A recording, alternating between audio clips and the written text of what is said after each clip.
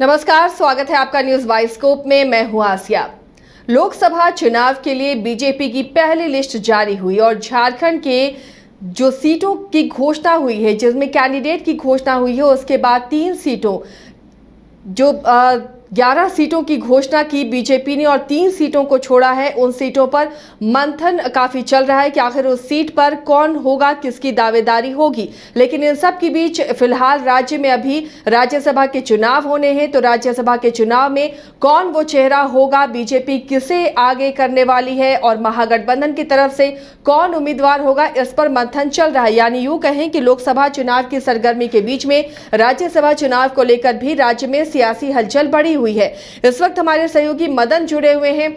मदन, लोकसभा चुनाव की हलचल तो है ही, लेकिन उसके साथ राज्य में राज्यसभा चुनाव को लेकर भी सियासी हलचल इन दिनों बढ़ गई है। कई नाम सामने आ रहे हैं, कई चेहरे सामने आ रहे हैं, दोनों पक्षों की तरफ से, दोनों खेमों की तरफ से। और किस पर मुहर लगती है, किस पर सहमति बनती है, तमाम चीजें अब सियासी गलियारों में चर्चा का विषय बनी हुई है। फिलहाल जो एक नाम बीजेपी की तरफ से सामने आ रहा है या कयास लगाए जा रहे हैं कि आशा लकड़ा को पार्टी प्रमोट कर सकती है, उन्हें राज्यसभा का टिकट दे सकती है। देखे भी होंगे मदन, पिछले कुछ दिनों से लगातार हम देख रहे हैं कि आशा लकड़ा को कई पार्टी की महत्वपूर्ण जिम्मेदारियां दी जा रही हैं, चाहे वो मुख्यमंत्री का चुनाव क्यों ना हो। मध्य प्रदेश में वहां पर आशा लकड़ा गई थी। तो इस तरह से देखा जाए तो पार्टी में उनका कद बढ़ रहा है। क्या राज्यसभा चुनाव में बीजेपी उन्हें प्रोजेक्ट कर सकती है, उन्हें उम्मीदवार बना सकती है? बिल्कुल, देखिए, जिस तरह से आशा लकड़ा का पार्टी ने अपने केंद्रीय स्तर पर उन्हें जगह दिया है, खास करके आप देखें तो पश्चिम बंगाल का सह प्रभारी भी उन्हें बनाया है। तो ऐसे में हम ये कह सकते हैं कि आशा लकड़ा को एक प्रदेश से केंद्रीय स्तर पर जो है एक बड़ा जिम्मेदारी जरूर मिला है।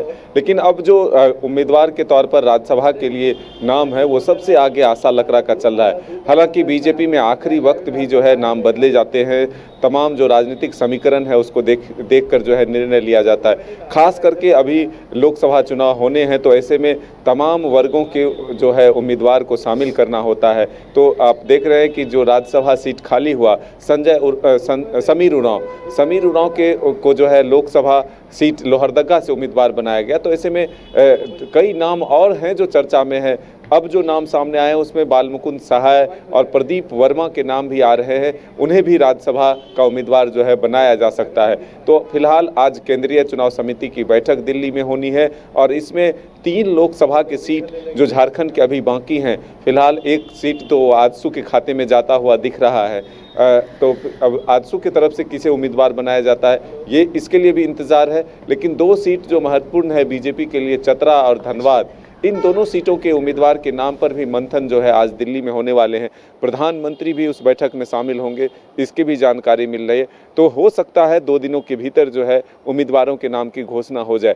हालांकि राज्यसभा चुनाव के लिए जो नामांकन का तारीख है वो 11 मार्च तक है। ऐसे में आज 6 तारीख जो है हो चुके हैं। तो अब ये देखना होगा कि कितनी जल्द जो है उम्मीदवार के नाम की घोषणा की जाती है। हालांकि अगर इंडिया गठबंधन की तरफ से देखें तो सरफराज अहमद के नाम जो है आगे चल रहे हैं। सरफराज अहमद के नाम पर मुहर लग सकती है। हालांकि कांग्रेस की अपनी दावेदारी भी है, कांग्रेस भी ये चाहती है कि हमारे भी उम्मीदवार जो है चुनावी मैदान में आए। तो फिलहाल आपसी सामंजस्य के साथ कोई रास्ता निकाला जाता है या दोनों उम्मीदवार को दोनों पार्टियां जो है उम्मीदवार देती है, ये आने वाला वक्त बताएगा। लेकिन अब मदन, लगातार आप पार्टी को कवर करते रहे हैं बीजेपी को, क्या लगता है कि फिलहाल जितने नाम आपने बताए हैं उनमें सबसे मजबूत दावेदारी आशा लकड़ा की बनती है? बिल्कुल, देखिए, जिस तरह से हमने कहा कि लोकसभा चुनाव में जो एक जातीय समीकरण होते हैं उसको साधने की कोशिश होती है। और ऐसे में जिस तरह से ये एसटी सीट ही था, समीर उरांव जो है इस सीट पर जो राज्यसभा के सदस्य बने थे, उनका कार्यकाल पूरा हुआ। तो कोशिश ये जरूर होगी कि एसटी समाज के ही लोगों को इसमें प्रतिनिधित्व करने का मौका मिले। तो इसमें आशा लकड़ा का नाम जो है सबसे ऊपर है। जिस तरह से हाल के दिनों में राष्ट्रीय स्तर पर आशा लकड़ा का कद बढ़ाया गया है, ऐसे में ये उम्मीद की जाती है कि राज्यसभा तक जो है आशा लकड़ा का सफर पहुंच सकता है। चलिए, तो राज्यसभा में आशा लकड़ा एक मजबूत दावेदार बीजेपी की तरफ से हो सकती हैं, लेकिन यहाँ महागठबंधन में सरफराज अहमद का नाम भी सामने आ रहा है कि जेएमएम उन्हें प्रमोट कर सकती है, यानी कि गांधी सीट का जो बलिदान उन्होंने दिया है और उसके बाद उन्हें रिवॉर्ड पार्टी दे सकती है। लेकिन धीरज साहू जैसे जो मजबूत सांसद इस की सीट खाली हो रही है, मदन कांग्रेस भी अपनी दावेदारी पेश करेगी, तो कैसे जेएमएम और कांग्रेस मिलकर इसको सुलझाएंगे? कैंडिडेट किसका होगा, या फिर थर्ड को लेकर भी कोशिश की जाएगी कि कोई तीसरा उम्मीदवार भी रहे और वोटों का समीकरण किसी तरह से बन जाए? देखिए, ये भी संभावना बन सकती है कि प्रथम वरीयता और द्वितीय वरीयता के आधार पर जो है उम्मीदवार दोनों तरफ से हो सकते हैं, क्योंकि दोनों पार्टियों के अपने अगर नेता जिद पर होते हैं कि हमें उम्मीदवार बनाया जाए, तो ऐसे में ये परिस्थितियां पैदा होती है।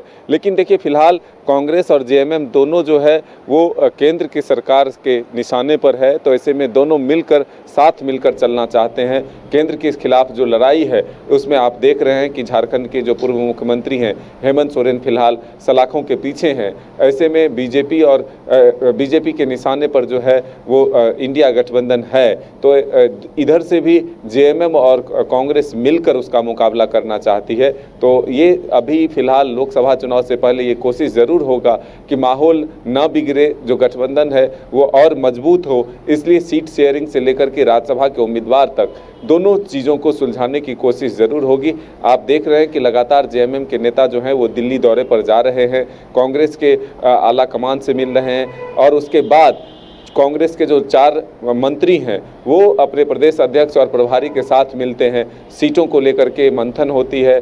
तो अब खड़गे साहब से भी क्या निर्देश मिला है ये आने वाला वक्त बताएगा। लेकिन जिस तरह से लोकसभा सीट और राज्यसभा के उम्मीदवार को लेकर के कांग्रेस और इंडिया गठबंधन यानी कि जेएमएम मिलकर एक सामूहिक रूप से एक निर्णय सामने लाने की कोशिश ज़रूर करेगी कि कोई मतभेद सामने ना दिखे, जिससे कि बीजेपी को कोई फ़ायदा मिल सके और जो माहौल अपने पक्ष में तैयार करने की कोशिश हो रही है वो ना बिगड़े, इसका ध्यान रखा जाएगा।